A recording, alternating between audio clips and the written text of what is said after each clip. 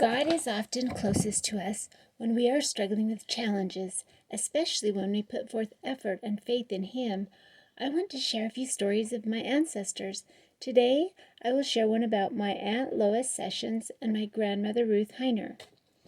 This is as told by Lois, a memory from Lois. On one of our trips to Burley to visit Mom and Dad, Mother was very discouraged because of her health and told me that she was ready to die.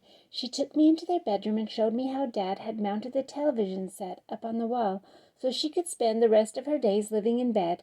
She said, "I will just lie here and die." I said, "Oh, Mother, you aren't ready to die yet. There's lots that you can still do." She said, "No, I'm done." I told her that I was not ready, because there's so much more for me to learn. She asked me what I would do. I said, "Mother, I would love to have a good art teacher to teach me how to paint.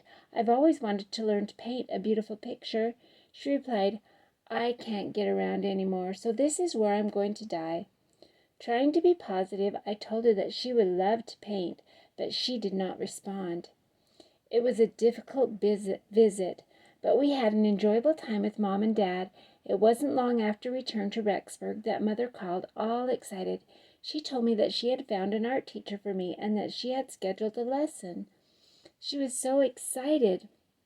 We were awfully busy at the time, and I could not arrange my schedule to take the time to take the lesson, so I said, "Mother, you go to the lesson, and then you can teach me." Mother went to the lesson, and then another, and many more, but never went back to bed to die. She learned how to paint and developed a beautiful relationship with a woman painter who helped her. She and Dad became good friends with the artist and her husband. Mother wanted us to meet them, so we jumped in our car and Jim drove us to meet them at their home outside of Almo. It was almost to the Utah border. We had a lovely visit and enjoyed looking at her paintings and learning from her.